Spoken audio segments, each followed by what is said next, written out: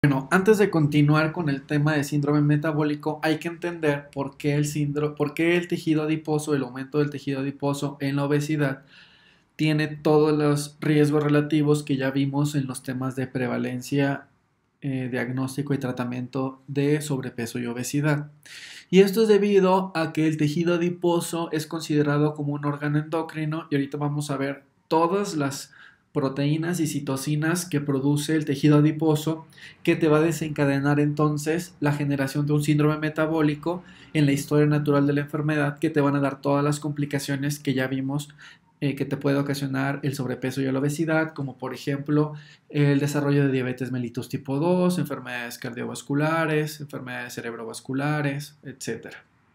Bueno, el órgano adiposo, aparte de ser un depósito de tejido graso, lo es un órgano endocrino que va a producir una gran cantidad de hormonas. Al principio, el tejido adiposo únicamente era considerado como un tejido que almacenaba lípidos y que se encontraba en dos compartimentos, subcutáneamente, o sea, por debajo de la piel, y una grasa visceral, sobre todo en los omentos. Pero ahora se sabe que este tejido adiposo tiene papeles metabólicos y regulatorios. Además que este tejido adiposo tiene una gran plasticidad celular.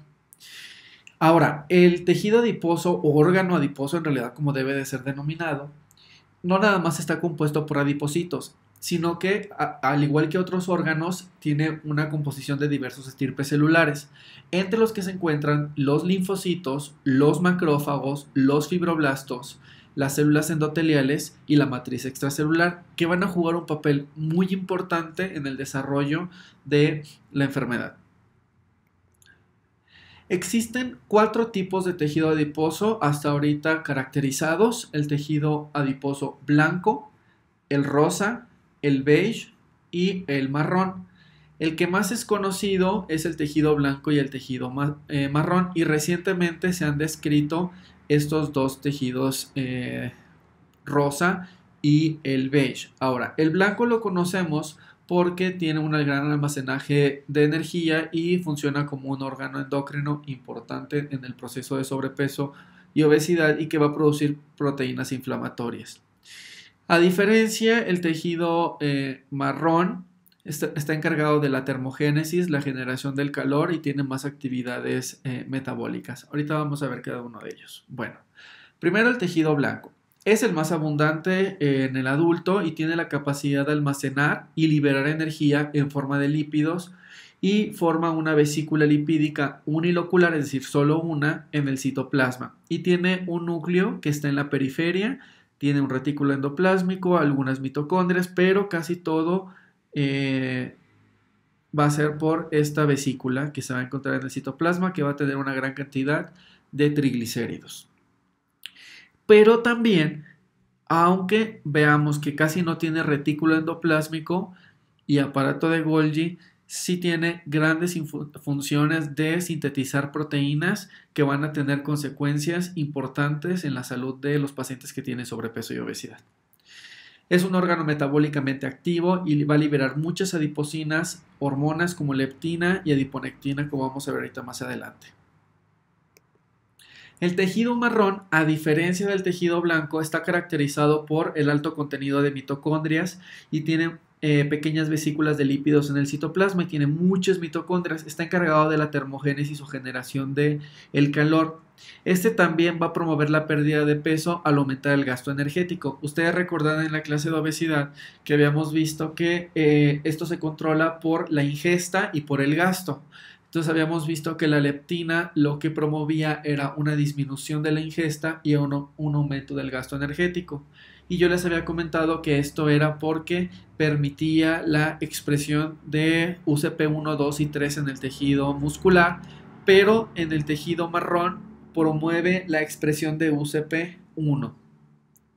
Está presente en menos del 10% del tejido adiposo, corresponde a este, presente en el cuello, en región interescapular, alrededor del corazón, etcétera. Está más presente en los niños, en los animales que invernan, en las patas de los animales polares, etcétera, y genera una gran cantidad de calor. Bueno, pero ¿por qué generan gran cantidad de calor? Esto es porque, a diferencia del tejido blanco, ellos expresan una proteína que se llama UCP1 o proteína desacoplante, antes denominada termogenina. Ustedes recordarán que en la fosforilación oxidativa tenemos un complejo donde van a pasar nuestros factores NADH y FADH, los cuales permiten el transporte de protones desde la matriz hasta el espacio intermembranal y que posteriormente deben de regresar por un gradiente de electrones a través del complejo 5, también llamado ATP sintetasa o sintasa, los cuales permiten la generación de altas cantidades de ATP debido a el flujo de electrones que está pasando por esta maquinaria. A diferencia, las proteínas desacoplantes o la UCP lo que hacen es permitir el paso de los electrones, pero no a través del complejo 5, sino a través de esta proteína, pero que esta no tiene actividad de ATPasa, de ATP sintetasa. Entonces no produce ATP y lo que produce va a ser una gran cantidad de calor. Entonces el tejido marrón consume una gran cantidad de glucosa y ácidos grasos que van a generar entonces grandes cantidades de NADH y FADH que van a permitir entonces el transporte de estos electrones, pero en lugar de generar energía, genera una gran cantidad de calor. Es por eso que está controlando la termogénesis y promueve la pérdida de peso al aumentar el gasto energético. De hecho, hay muchos experimentos interesantes en ratones donde se ha observado que este tejido marrón puede hacer transdiferenciaciones a tejido blanco o el tejido blanco se puede transformar a tejido marrón. Y esto es porque estos procesos son dinámicos. Si tú pones a un ratón a una temperatura de 6 grados y otro ratón a una temperatura de 28 grados, el ratón de 28 grados va a generar menos tejido marrón y más tejido blanco. Pero si al ratón tú lo pones a 6 grados, vas a promover entonces que este ratón tenga una gran cantidad de tejido marrón y una disminución del tejido blanco. ¿Cómo es esto posible? Bueno, es debido a que el tejido blanco puede diferenciarse a un tejido similar al marrón, al cual actualmente se denomina tejido beige. Y tiene una morfología con múltiples vesículas de lípidos, muchas mitocondrias y tiene la expresión de genes que son propios del tejido marrón como la proteína desacoplante 1, el CIDA y este coactivador que ya habíamos visto que es el PGC1 alfa, el cual, si recordarán, se unía a los receptores PPAR gamma y que promovían respuestas catabólicas. Pueden diferenciarse en adipocitos beige en respuesta al frío o a agonistas beta adrenérgicos. Ustedes también recordarán las vías beta adrenérgicas, las cuales van a ser vías que van a promover el catabolismo. Entonces, estos tejidos beige se presentan en los ratones que eran crecidos a 6 grados. Estos adipocitos beige diferenciados pueden perder la expresión de UCP1 después de que regresan a las condiciones más cálidas, lo que demuestra que el perfil termogénico de los adipocitos beige es reversible, es decir, pueden ser dinámicos, tienen una gran plasticidad de irse hacia el tejido blanco o hacia el tejido marrón dependiendo las condiciones que se necesiten. Entonces, a este ratoncito que lo habías promovido generación de tejido marrón-like o beige, cuando lo regresaban a 26 grados, este tejido beige se diferenciaba a un tejido blanco. Pero si lo dejabas a 6 grados, se generaba marrón, generando grandes cantidades de calor. Y el cuarto tipo que ha sido descrito es el tejido rosa.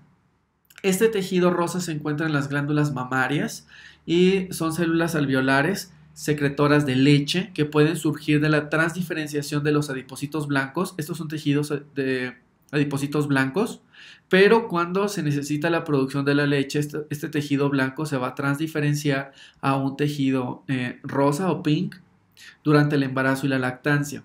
Estas células están caracterizadas por tener muchas gotitas citoplásmicas y van a tener una superficie basal que va a tener microvellosidades, como la vemos aquí, estas microvellosidades apicales, porque si ustedes recordarán en la secreción de la leche es un desprendimiento de parte de la célula con el interior de las proteínas de la leche y lípidos. Tienen un núcleo redondeado y grande ubicado en el centro y un retículo endoplásmico rugoso y un aparato de Golgi robusto y gránulos que contienen leche. Esto es porque están produciendo constantemente proteínas de la leche. Aquí vemos un acercamiento de un cúmulo de células adiposas rosas. Aquí vemos el acercamiento y aquí podemos ver entonces todas estas tejido adiposo rosa. La evidencia ha apoyado la hipótesis de la transdiferenciación de blanco a rosa, la transdiferenciación de rosa a marrón y la conversión reversible de células marrón a células mioepiteliales, demostrando una vez más la intensidad plástica que tienen este tejido adiposo. Y estas células mioepiteliales son las encargadas de promover la contracción del alvéolo de la glándula mamaria para la expulsión de la leche. Estos tejidos adiposos rosas están íntimamente vascularizados y también inervados y tienen un control endocrino. Otro de los componentes muy importantes del tejido adiposo son los macrófagos. Normalmente menos del 10% del tejido corresponde a macrófagos, y estos macrófagos ustedes habrán visto en sus clases de inmunología que los monocitos se pueden diferenciar o polarizar, en realidad es la palabra correcta, polarizar, a un perfil M1 o un perfil M2, donde tenemos tres subtipos, M2A, M2B y M2C. Y esto va a ser dependiendo de los estímulos que se le impongan a este monocito macrófago o macrófago no diferenciado. Y los o no polarizados, y los M1 tú los puedes llevar a M1 si a este macrófago no polarizado lo estimulas con interferón gamma, lipopolisacáridos o factor de necrosis tumoral, permitiendo entonces que este macrófago produzca grandes cantidades de interleucinas proinflamatorias e inflamatorias como interleucina 6, TNF-alfa, interleucina 1, interleucina 12, pero una disminución de proteínas antiinflamatorias como la interleucina 10. Este está encargado de respuestas inflamatorias, respuesta TH1, eliminación de parásitos intracelulares, resistencia a tumores, etc. Es altamente inflamatoria. Los M2, al contrario, son macrófagos que están polarizados a un perfil antiinflamatorio y vamos a tener de tres tipos. Si al macrófago lo estimulas con interleucina 4 e interleucina 13, vas a generar un monocito M2 que va a ser alternativo, va a tener una respuesta de tipo TH2 y está sobre todo presente en alergias, eliminación y encapsulación de parásitos. Secretan altas cantidades de interleucina 10 y de IL-1RA. El macrófago M2B está estimulado por la activación de los receptores TLR o la activación del receptor de interleucina 1. Y este va a ser una inmunoregulación con activación de tipo TH2, va a tener una alta expresión de interleucina 10 y una baja expresión de interleucina 12 y también va a tener una expresión de proteínas inflamatorias. Entonces permite la inmunoregulación.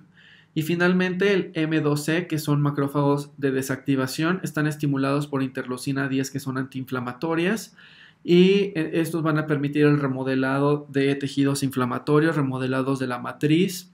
Están relacionados a la inmunoregulación, deposición de matriz y remodelación de tejidos. Entonces, como vemos, estos macrófagos van a responder de acuerdo a los estímulos que tú le coloques. Ahora, ¿cuáles van a ser los estímulos que vamos a tener? Vamos a ver las adiposinas, que una adiposina el concepto es que son producidas, son unas citocinas que son producidas principalmente por el tejido adiposo, aunque es importante tener en cuenta que no todas van a derivar exclusivamente del tejido adiposo. Y podemos tener la adiponectina, la leptina, la resistina, la bisfatina, entre otras hasta 200 que se han descrito, pero esas son las que vamos a estudiar en esta clase.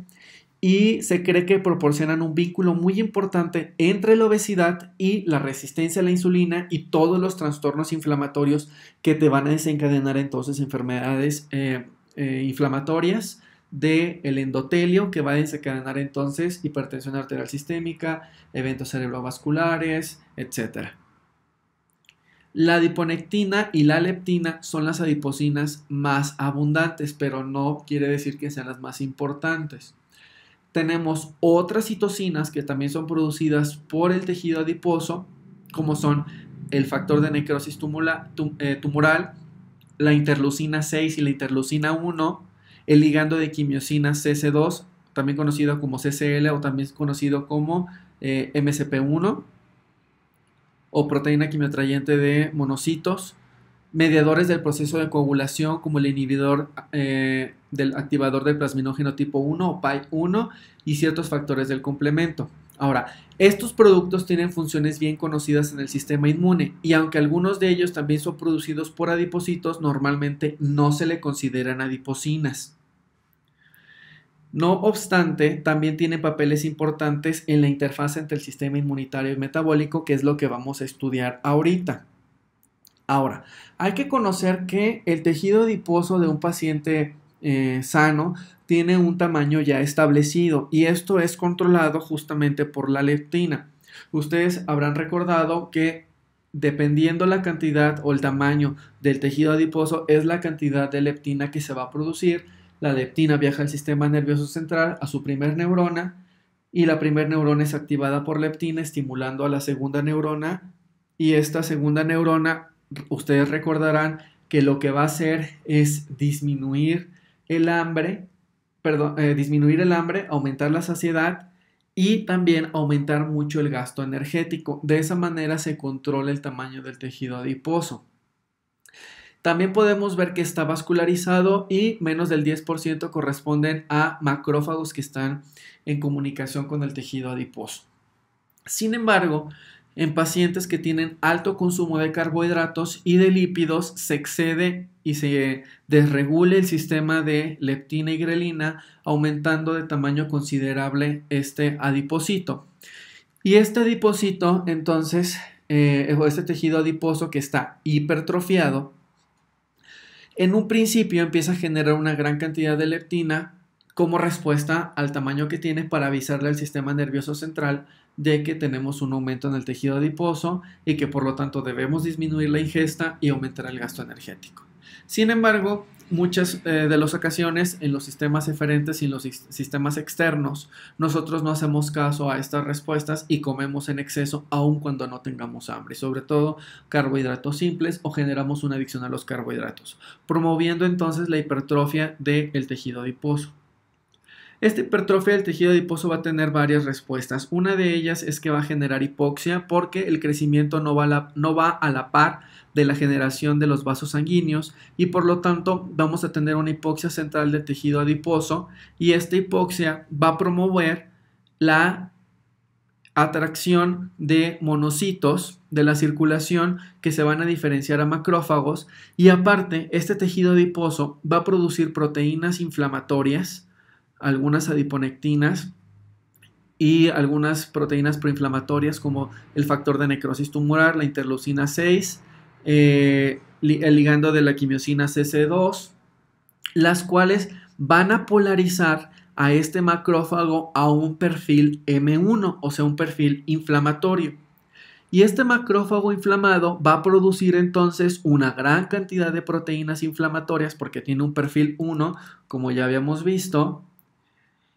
Interleucina 12 alta, disminución de la interleucina 10, aumento de interleucina 1, TNF-alfa, interleucina 6, los cuales van a promover un estado inflamatorio del tejido adiposo, van a traer más monocitos y van a promover que este tejido adiposo vaya a responder a estas proteínas inflamatorias y como respuesta va a generar grandes cantidades de adiposinas que ahorita vamos a ver, como por ejemplo la resistina, interleucina 1 beta, pero también va a disminuir la producción de adiponectina, aumento de la leptina y aumento de la resistina. Ahorita vamos a ver qué hacen cada una de ellas y por qué el tejido adiposo está expresando estas grandes cantidades de hormonas como respuesta a la inflamación inducida por una hipertrofia del tejido adiposo. Y justamente todo lo que está produciendo es lo que va a generar resistencia a la leptina e inflamación crónica de todos los tejidos, incluyendo al endotelio vascular. Ahora, la resistencia a la insulina. En realidad, la resistencia a la insulina es una enfermedad inflamatoria. Como les acabo de comentar, el sobrepeso y obesidad está caracterizado por tener una inflamación crónica sistémica con una alta producción de factor de necrosis tumoral, interleucina 6 e interleucina 1. Entonces, el tejido adiposo, junto con los macrófagos M1, producen grandes cantidades de factor de necrosis tumoral, el cual va a encontrar a su receptor en diversos órganos, sobre todo en tejido adiposo también tiene receptores de factor de necrosis tumoral, pero también en hígado y en músculo. Y lo que va a promover esta vía de señalización es que va a activar a IKK y a la vía JNK, las cuales JNK es una cinasa que va a fosforilar al substrato del receptor de la insulina. Ustedes recordarán que esta proteína es muy importante para la vía de señalización de la insulina, la cual, una vez que era activada por la insulina, era fosforilada en en sus tirosinas y se reclutaba a el substrato del receptor de la insulina y a su vez reclutaba a GRB2, a SOS, etcétera, la vía de las mapsinasas, a PI3K catentor, pero JNK al fosforilar el receptor de insulina 1 ya no puede unirse a el receptor de insulina y por lo tanto, aunque haya insulina, la vía de señalización está inactiva y por eso hay una resistencia a la insulina dada por esta vía. La otra es que el factor de necrosis tumoral, una vez producida por el macrófago M1 o por otro adipocito, encuentra su receptor en la membrana plasmática de otro adipocito. Y esto va a promover entonces la expresión de mediadores inflamatorios como la vía de NF-κB y la producción de interleucina 6 y más factor de necrosis tumoral e interleucina 1. Y entonces generamos más inflamación y aquí vemos un ejemplo. Tenemos nosotros nuestro tejido blanco sano, donde tenemos unos adipocitos, algunos preadipocitos, vamos a tener una cantidad de macrófagos. Cuando se hipertrofian estos adipocitos, hay hipoxia. Esta hipoxia entonces promueve que se recluten macrófagos. Estos macrófagos reclutados van a producir grandes cantidades de proteínas inflamatorias como TNF-alfa, interleucina 6, interleucina 1 beta. Van a estimular al tejido adiposo para producir resistencia a la insulina a través de la activación de JNK, la producción de proteínas inflamatorias, más factor de necrosis tumoral que va a inflamar el resto de los adipocitos, va a activar a los preadipocitos para que produzcan la proteína quimiotáxica de monocitos y a su vez atraigan a más monocitos. Va a producir grandes cantidades de leptina, que ahorita vamos a ver cómo la leptina es una proteína inflamatoria. Y va a permitir la expresión del factor de crecimiento endotelio vascular que va a promover que haya más vasos sanguíneos como respuesta a la hipoxia. Si se sigue ganando peso, este adipocito va a aumentar más de tamaño y por lo tanto se van a reclutar más macrófagos, más proteínas inflamatorias y estas proteínas inflamatorias van a activar la vía de NF-κB para producir más proteínas inflamatorias que van a ir a la circulación y van a ir a molestar al resto de los tejidos, pero también a través de la vía de JNK van a promover resistencia a la insulina del tejido adiposo y también de otros tejidos periféricos. Entonces, como respuesta de una hipertrofia del tejido adiposo, vamos a tener la secreción de altas cantidades de citocinas proinflamatorias como interleucina 6, factor de necrosis tumoral alfa, la proteína quimiotóxica de monocitos 1, la proteína PAI-1. Vamos a tener una disminución de adiponectina, ahorita vamos a ver cómo la adiponectina es buena, y un aumento de la leptina, que en un principio creeríamos que era buena porque disminuía el hambre y aumentaba el gasto energético, pero ahorita vamos a ver cómo la leptina tiene otros papeles fuera del sistema nervioso central que van a promover la resistencia a la insulina, van a disminuir la toma de glucosa. ¿Por qué? Porque Ustedes recordarán que los tejidos como el tejido muscular y el tejido adiposo requieren a GLUT4 para meter glucosa. Y una de las vías estimuladas por TNF-alfa es activar a JNK, y JNK promueve resistencia a la insulina y por lo tanto GLUT4 no se puede traslocar a la membrana plasmática y entonces hay un exceso de glucosa en la sangre sanguínea, lo cual genera una toxicidad o una glucotoxicidad. Además, también el tejido adiposo hay un aumento de la lipólisis y un aumento de grandes cantidades de ácidos grasos libres, generando también problemas de lipotoxicidad, tanto lipotoxicidad como glucotoxicidad, los cuales van a alterar la vía de señalización de la insulina, generando resistencia a la insulina, pero también todos estos eventos van a tener vías inflamatorias del endotelio, promoviendo entonces resistencia sistémica a la insulina. Habíamos visto también otra adiponectina, otras adiposinas como la adiponectina, la cual les había comentado que esta es buena. Está expresada en el tejido adiposo, en el músculo esquelético, en los cardiomiocitos y en las células endoteliales. De la adiponectina tenemos dos formas, una completa y una procesada, y cuando es procesada también se le denomina globular. ¿Quién la procesa? Una proteína que se llama elastasa, que es producida por los leucocitos, y la va a procesar a adiponectina globular. Entonces es secretada por el tejido muscular, el cardíaco, los adipocitos y las células endoteliales, y vamos a tener una forma no procesada y una forma procesada o globular. Y a partir de esas podemos generar 4 distintos isoformas. Una que es de bajo peso molecular, que es una no procesada, que es trimérica. Una globular procesada, que es trimérica. Una mediana, que son 2 completas no procesadas que forman un hexámero, y una de alto peso molecular que pueden formar un complejo de 8 o 12 adiponectinas.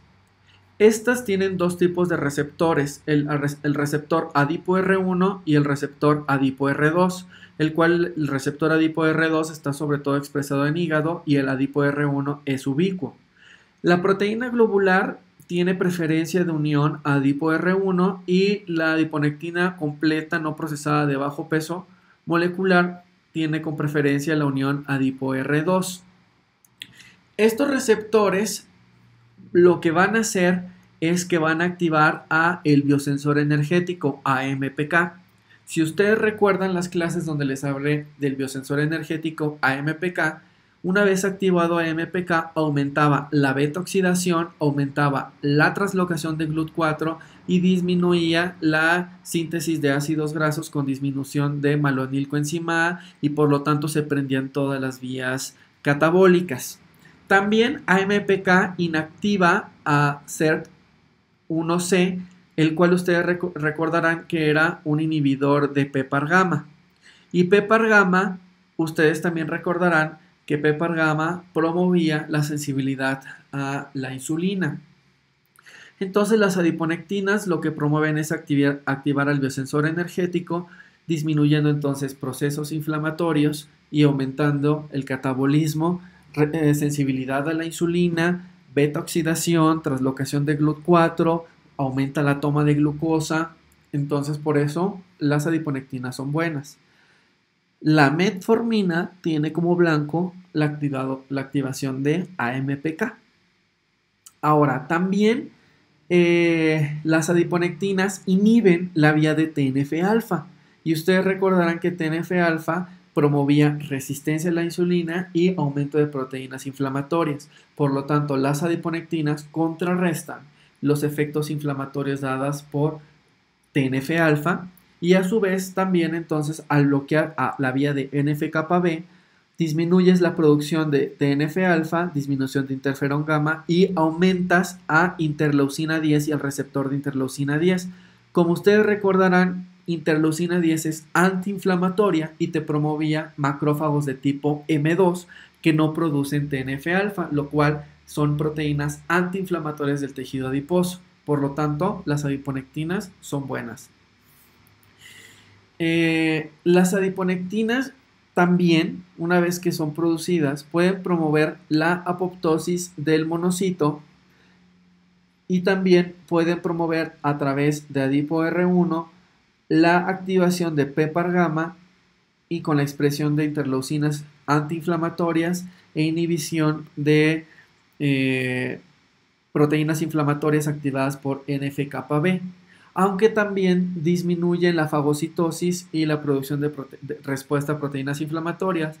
Por lo tanto, la adiponectina sería una hormona contraproducente en la activación inflamatoria por bacterias o estimulada por bacterias. Entonces, tiene sus contrapartes dependiendo de dónde se estudie. En el paciente obeso, desgraciadamente, tenemos una disminución de la producción de adiponectina y si no tenemos adiponectina, entonces ya no tenemos actividad de AMPK, por lo tanto no tenemos beta oxidación, pero sí tenemos síntesis de ácidos grasos, dejamos de translocar a GLUT4, prendemos o dejamos prendida la vía de TNF-alfa y aumentamos la producción de proteínas inflamatorias. Por eso hay un aumento de TNF-alfa porque las adiponectinas impiden la vía de señalización de TNF-alfa. Además, que TNF-alfa suprime la transcripción de la adiponectina y TNF-alfa es producida por los macrófagos M1. Esto explicaría por qué en el paciente obeso que tiene una hipertrofia del tejido adiposo, donde se esperaría que hubiera más adiponectinas, tenemos menos adiponectinas, porque al producir TNF-alfa suprimes la transcripción de esta. También la interleucina 6 suprime la transcripción de la adiponectina. ¿Y quién estimula la transcripción de adiponectina? PPAR gamma.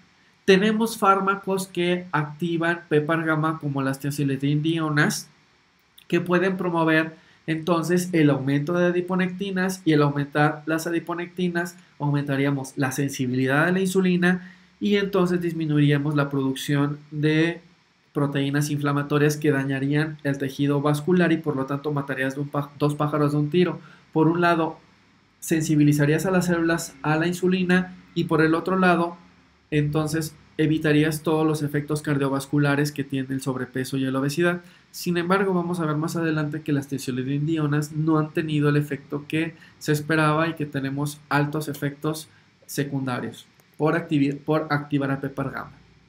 Ahora, ¿cuál es el papel de la adiponectina en el sistema inmune adaptativo e innato? La adiponectina tiene efectos antiinflamatorios en células endoteliales a través de la inhibición de moléculas de adhesión inducidas por TNF-alfa. Entonces, las adiponectinas van a hacer todos los efectos contrarios de TNF-alfa. Esto es muy importante que lo recalquemos porque entonces uno de los blancos de todas las cosas que está produciendo el tejido adiposo es el endotelio de los vasos sanguíneos. Y entonces, una vez activado el endotelio por TNF-alfa en el estado inflamatorio crónico, aumentamos la producción de moléculas de adhesión, promoviendo entonces una activación del endotelio, que es uno de los primeros pasos que se requiere para la generación de la aterosclerosis. La adiponectina entonces bloquearía todos estos efectos. Además que la adiponectina inhibe la activación de NF-κB en células endoteliales e interfiere con la función de macrófagos M1 que son inflamatorios y va a suprimir la secreción de TNF. La adiponectina también induce la producción de proteínas antiinflamatorias como interleucina 10 y su receptor y suprime la producción de interferón gamma. Y la adiponectina también suprime la expresión de receptores scavenger en los macrófagos. Esto no lo deben de olvidar porque es muy importante en el proceso de aterosclerosis, que ya veremos en clases subsecuentes, cómo estos receptores scavenger detectan LDL oxidado promoviendo los procesos de aterosclerosis. Entonces la adiponectina entonces inhibe la expresión de los receptores scavenger. Esto recuérdenlo, pónganlo muy importante porque lo vamos a tomar en aterosclerosis. Otra de las proteínas producidas por el tejido adiposo, ya vimos, es la leptina, pero aparte de tener papeles en la regulación de la ingesta y de homeostasis de energía, tiene papeles hematopoyéticos y también de angiogénesis. Además que la leptina es una citocina proinflamatoria y una vez producida lo que va a estimular es la generación de linfocitos con un perfil TH1 y macrófagos M1, los cuales promueven la producción de interleucina 1, de interleucina 6, de TNF-alfa, de factor de necrosis tumoral, de más TNF-alfa, las cuales son proinflamatorias para promover resistencia a la insulina, resistencia a la leptina en el sistema nervioso central y estados de activación del endotelio que van a generar entonces disfunción endotelial y que no respondan bien a los estímulos de contracción y relajación en el endotelio, por lo tanto puede promover hipertensión, la generación de placas de ateroma, etcétera, todas las complicaciones subsecuentes. Pero también la leptina inhibe la diferenciación de linfocitos TH2, que son los que van a producir interleucina 10, interleucina 4, que son antiinflamatorias. No se sabe qué hace sobre los perfiles TH3 o de interleucina 17. ¿Cuál es el papel de la leptina en el sistema inmune adaptativo e innato? La leptina aumenta la producción de TNF-alfa, interleucina 6, interleucina 12, que son inflamatorias. Aumenta la expresión de factores proinflamatorios y proangiogénicos como CCL2 y el factor de crecimiento endotelio vascular, VEGF. Induce la proliferación de linfocitos T, CD4, TH1 e inhibe los linfocitos de memoria. E incrementa la producción de interleucina 2 e interferón gamma en linfocitos TH1 e inhibe los TH2 productores de proteínas antiinflamatorias. Entonces, la leptina habíamos visto que tiene varios receptores. El que tiene actividad es el OBRB, los cuales puedes activar la vía de ERK y de P38, pero también puedes activar la vía a través de STAT3, de JAK2 y de STAT3. La translocación al núcleo y STAT3 es un factor de transcripción que va a permitir la expresión de TNF-alfa, interleucina 6, interleucina 12. También va a promover la expresión de especies reactivas de oxígeno, que son muy importantes cuando veamos síndrome metabólico y endotelio. Promueve la fagocitosis y promueve la migración, la proliferación y la activación de monocitos, que vamos a saber que es un proceso importante en la generación de ateroma. El efecto de las adipocinas en el sistema adaptativo. Bueno, la adiponectina por un lado, entonces te inhibe todas las citocinas producidas por las células TH1 como TNF-alfa e interferón gamma. Inhibe la proliferación de células T, inhibe también la linfopoiesis de células B y promueve la expresión de interleucina 10, que es antiinflamatoria, que va a inhibir la polarización de los linfocitos TH1, pero también de los TH2. Por el otro lado, la leptina estimula un switch de cambio a producción de inmunoglobulina G2, inhibe también un perfil TH2, pero estimula a citocinas inflamatorias como TNF-alfa, interferón gamma, aumenta la proliferación de linfocitos de células T y disminuye la apoptosis, aumento de células doble positivas para la diferenciación de los linfocitos a CD4 y CD8. Otro es la resistina. Esta induce resistencia a la insulina porque se había visto que la resistina, cuando se inyectaba en ratones, disminuía la sensibilidad que tenían estos ratones a la insulina. Pertenece a la familia de proteínas ricas en cisteína y está implicada en procesos inflamatorios. Esta circula en dos formas en el plasma, en forma de hexámero, que es la más abundante pero también la menos activa, y en forma de monómero, que es la menos abundante pero más bioactiva. Permite la sobreexpresión de proteínas inflamatorias en células, en monocitos de producción de interferón, de interleucina 6, interleucina 12 y TNF-alfa, activado por la vía de NF-kappa B. Además que estimula la expresión de proteínas de adhesión vascular como BCAM, ACAM, las cuales son muy importantes para los sistemas de formación de aterosclerosis, porque son proteínas de adhesión que van a permitir que en el rolling de las células de los leucocitos permitan que se adhieran al endotelio activado y a su vez hagan una entrada al endotelio, reconozcan LDL oxidado a través de los receptores scavenger y entonces antes de eso, bueno, vamos a ver en aterosclerosis los procesos, pero quiero que recuerden que son muy importantes estas proteínas de adhesión para los procesos de aterosclerosis, que ya veremos los pasos. La vía de señalización de la resistina son varias las que han estado reportadas, pero la mayoría de ellas son por la vía de activación de AKT y de las mapsinasas, lo que a su vez promueve la inhibición del inhibidor de kappa B, lo cual deja prendida la vía de NF-kappa B, que promueve la expresión de proteínas inflamatorias, y a través de las mapsinasas activas a JNK, que ya habíamos visto que puede fosforilar al receptor del substrato del receptor de la insulina, inhibiendo entonces las vías de la insulina, y también JNK puede fosforilar a AP1 para permitir la transcripción de PTP1B, y ustedes recordarán que PTP1B es una fosfatasa que desfosforilaba a el receptor de la insulina, de tal forma que también SOX3 e interleucina 6 inhiben la vía de señalización de la insulina. Por eso la resistina es contraria a todos los efectos de la insulina, y por lo tanto la resistina, que está altamente expresada en pacientes obesos, promueve resistencia a la insulina. Otro de ellos es la bisfatina, es secretada por el adipocito.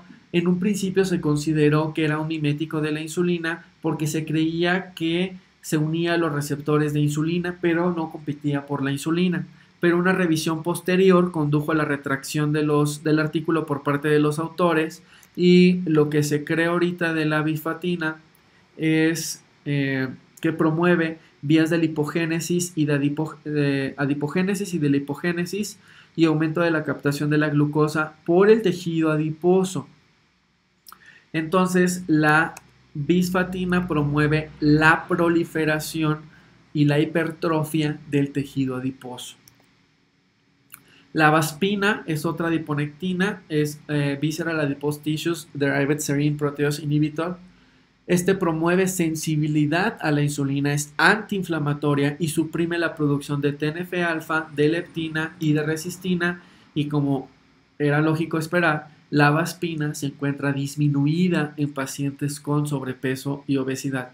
Tiene muchos blancos la vaspina, tiene su receptor acoplado a proteína G, es el GRP78, que puede estimular la vía de AKT, disminuyendo entonces la apoptosis de células también a beta, pero también a tejido adiposo. La vaspina también puede inhibir la vía de Kringle 5, tiene varias vías, son antiinflamatorias, disminuye la producción de moléculas de adhesión, disminuye la migración, disminuye la producción de especies reactivas de oxígeno, disminuye la producción de proteínas inflamatorias a través de la inhibición de NF-kappa B, etc. La otra es RBP4, que es Retinol Binding Protein 4. Este está aumentado en pacientes con obesidad y diabetes mellitus tipo 2. Este disminuye la translocación de GLUT4, promoviendo glucotoxicidad, e induce la expresión de proteínas inflamatorias. Tiene varias vías. Utilizan los transportadores de retinol, o puede utilizar las vías de TLR4-JNK, y ustedes, como verán, JNK promueve disminución de la sensibilidad a la insulina, resistencia a la insulina, inflamación del tejido adiposo, activación de macrófagos, células dendríticas y células en fenotipos inflamatorios. A través de la vía del transportador de retinol activas a JAK fosforila a STAT. STAT permite la expresión de SOX3, disminuyendo la sensibilidad a la insulina, y tenemos un transportador bidireccional cuando se une RBP4 a el retinol, permitiendo la oxidación, activación de la vía de señalización de RAR-RXR, disminuyendo la adipogénesis y aumento la gluconeogénesis. Entonces, como ustedes verán, con todas estas adiposinas que ya vimos, tenemos un tejido adiposo normal, el cual está controlado su tamaño y su producción de proteínas inflamatorias y de resistencia a la insulina, porque esta leptina es detectada por el sistema nervioso central, haciendo entonces que disminuya el hambre y aumentando el gasto energético, manteniendo entonces regulado este tejido adiposo.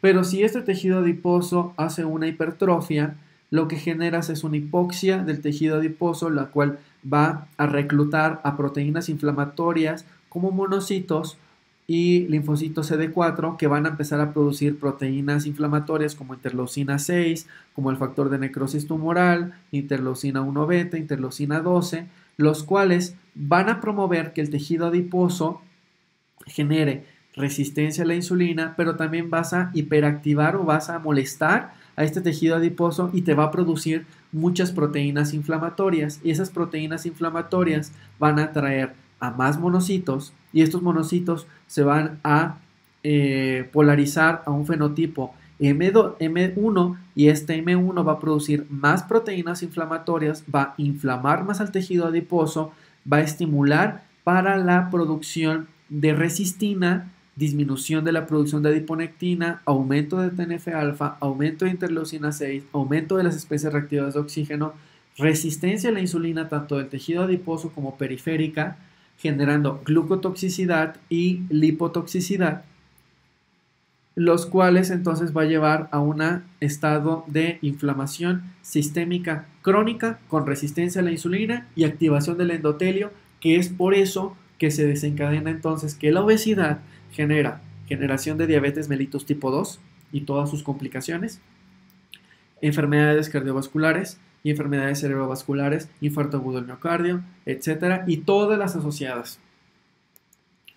Entonces tenemos aquí otro ejemplo, el normopeso, un aumento del tejido inflamatorio, del tejido adiposo en el sobrepeso, donde ya se empiezan a reclutar macrófagos y proteínas inflamatorias, promueve un estado inflamatorio con aumento de la leptina, aumento de la resistina, disminución de la adiponectina, otras proteínas como TNF-alfa, interleucina 6, la proteína quimiotáctica de monocitos 1, osteopontinas, los cuales van a promover muerte de adipocitos, efectos de hipoxia y estrés oxidativo, también un estrés del retículo endoplásmico, reclutación de macrófagos, reclutamiento de macrófagos, disfunción endoteliar, resistencia a la leptina, aumento de la lipólisis con lipotoxicidad, y entonces esto va a promover ya estados inflamatorios crónicos que van a desencadenar diabetes mellitus tipo 2, enfermedades cardiovasculares y cáncer.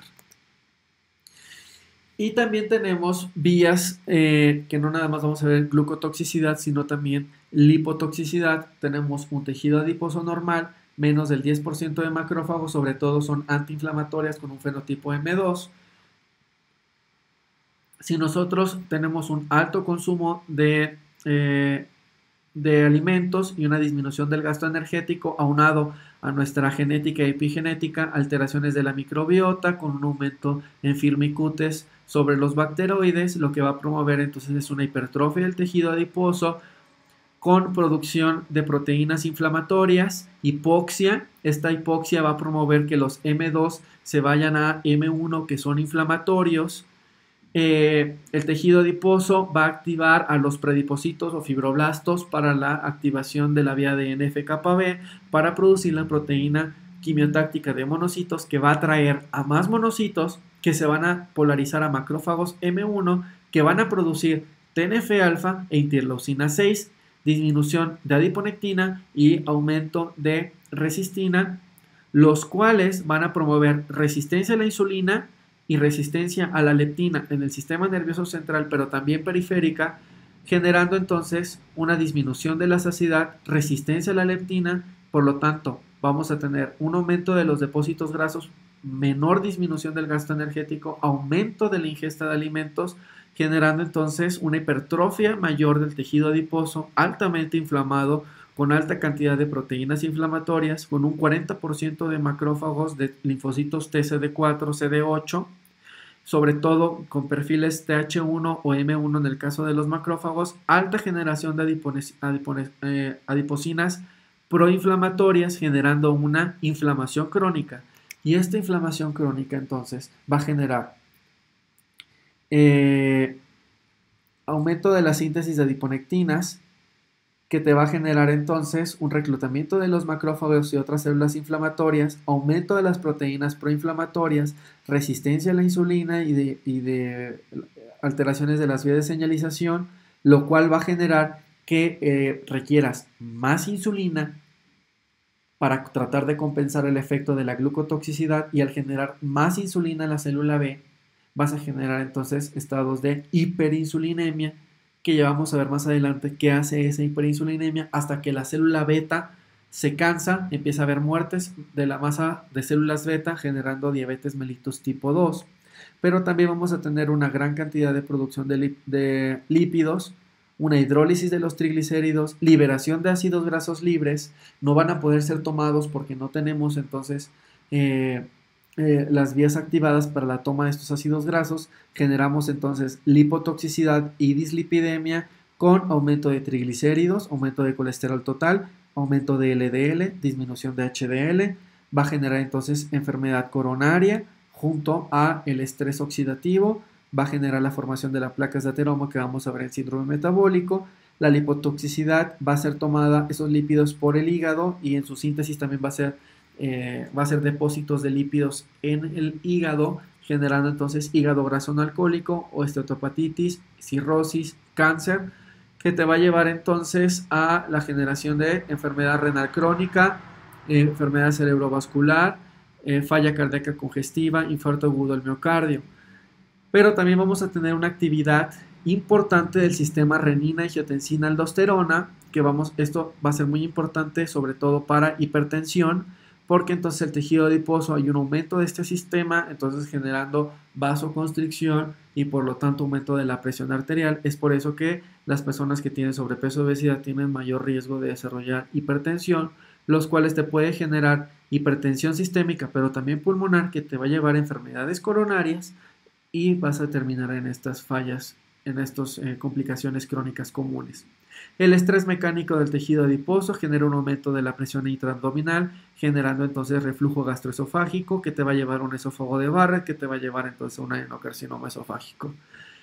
Este estrés mecánico también puede impactar sobre las articulaciones, generando osteoartritis, y puede generar apnea obstructiva del sueño, hacer un debilitamiento de los tejidos faríngeos, compresión renal, que te va a llevar entonces a que el riñón genere más renina, activando el sistema de renina, angiotensina, aldosterona, porque el riñón va a recibir menos sangre por una compresión del tejido adiposo sobre la arteria renal, generando entonces todas las complicaciones. Y es por eso que el tejido adiposo inflamado, aumentado, hipertrofiado en sobrepeso o obesidad desencadena todos los problemas de enfermedades no transmisibles como diabetes mellitus tipo 2, enfermedades cardiovasculares y cáncer.